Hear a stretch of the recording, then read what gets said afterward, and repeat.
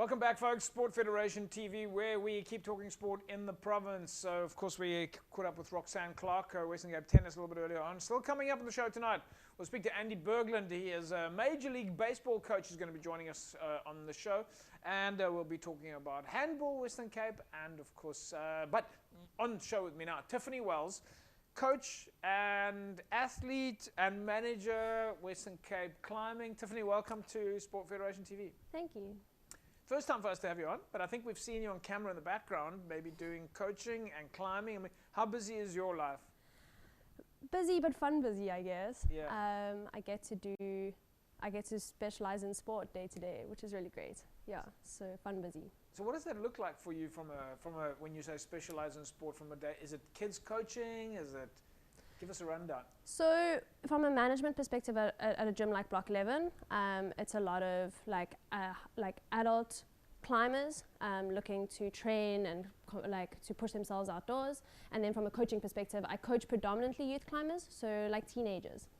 Do you have a lot of climbers who climb socially in the mountains and then end up coming to you?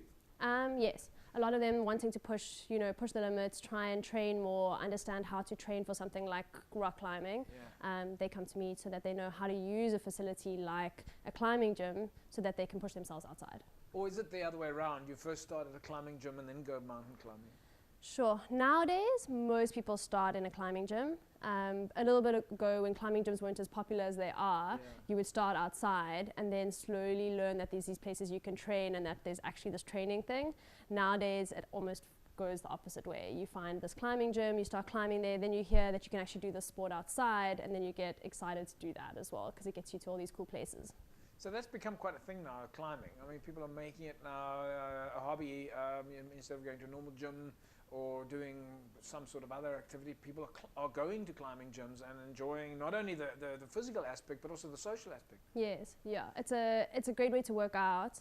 You get full body workout. You don't even know you're doing it because it's so much fun, and at the same time you're doing it with all of your friends. There's like this very highly social aspect. You meet this awesome community of people that become like part of your weekends when you're out climbing, part of everything you do, So yeah, it's a really great way to work out and have like this really nice social community. The fact that climbing is now in the Olympics, has that been a big thing? I mean, did your climbers, were they all tuning into Japan TV in the middle of the night to watch the climbing? Yeah, we were busy setting at the gym trying to work and streaming the Olympics at the same time. Yeah. So we had all of our setters like putting holds on the wall and then sitting down and like watching the Olympics and then putting holds on the wall. Yeah, it was a very exciting thing to see it finally make it. And you must be quite excited about the fact that some of your climbers have come through the ranks. They've gone to Junior Olympics.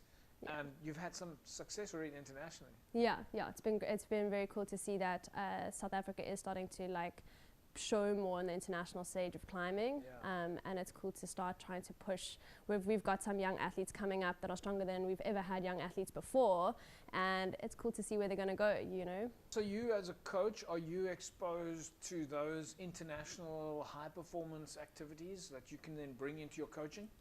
To some extent, yes. I competed at an international level, but not for very long as a youth athlete.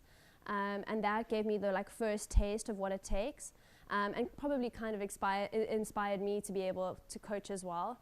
And on top of that, I've tried my best to try and expose myself to as much of the international climbing scene as possible. All the high performance coaches, the coaching, the setting, the work. It's really nice that I'm involved in all these little aspects of climbing because I'm a setter, because I manage a climbing gym, because I coach. I can work with all the different aspects of climbing to give them the best possible environment to train in. So when you're talking about setting, I think we've been fortunate that we've had you guys online interviews many times over the last 2 years and in studio as well. But just for the folks who have never seen the show, just give us your explanation of what setting is. So if you look at any artificial climbing wall, right, you'll see that there's plastic molded holds that go up a wall. Yeah. Now that isn't by chance. So what we do is we take climbers that are very well experienced climbers, and what they do is they put those holds up on the wall.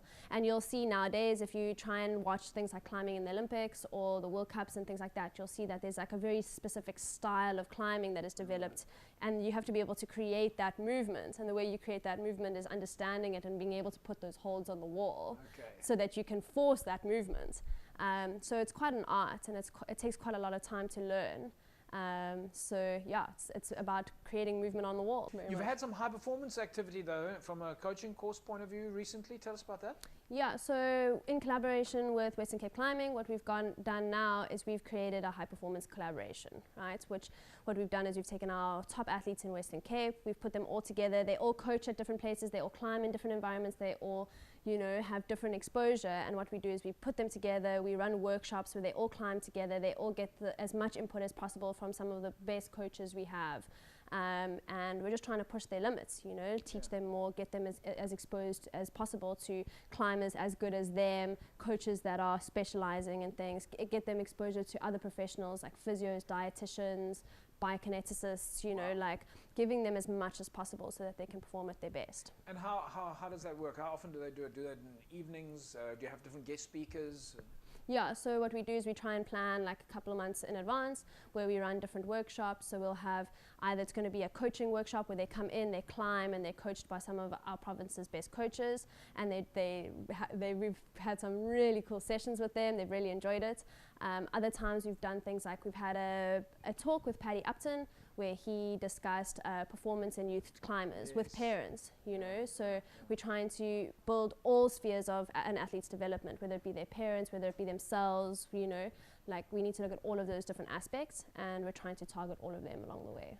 So if I wanted to start climbing, how do I get started? Just come to the gym.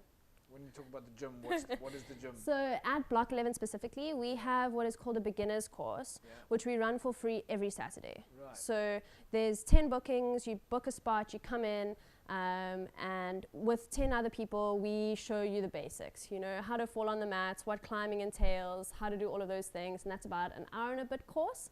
And then you'll have a fair idea of what it takes, and then all you need to do is walk through outdoors and come climb after that.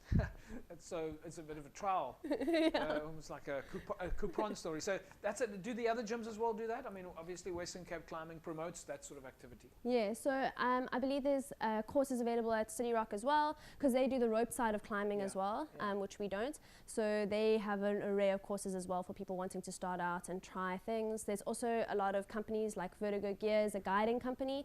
They teach you how to take from a climbing gym, getting outside and doing it safely. So they do courses that teach you all that sort of stuff. So yeah, we have all of it available. Tiffany, what comes next for you now?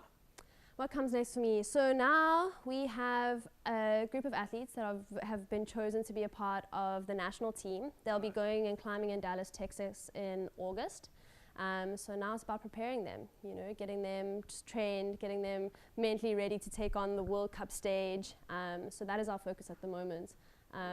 Is preparing those athletes. Yeah, some of them, especially considering that they weren't teams being sent during the pandemic. Some of them have never had that opportunity before. The last 2 years, they've had a break from competition climbing on the international stage. So it's quite an exciting year for us. It's so exciting to be listening to you talk about local athletes who are actually going to compete at an international level. You know, the fact that South Africa will be there, and that these athletes from South Africa are from the Western Cape, from Cape Town. That really is great. Tiffany, thanks for joining us on Sport Federation TV. We're looking forward to getting you back in the studio and finding out more about climbing, and good luck for the High Performance Collab program. Awesome. Thank you so much. There we go, folks. Tiffany Wells. Fantastic to have Tiffany in the studio with us, and Western Cape Climbing again. Let's just say, showing its true colors. You'll, of course, remember it wasn't so long ago that we went out to the Western Cape Climbing Awards, where so many of the athletes received their provincial colors. So, yeah, get down to Block 11 or get down to City Rock and go for those climbing trials on a Saturday morning, or go try it out. Folks, we'll take a break. When we come back, we carry on talking sport in the province. Back in a sec.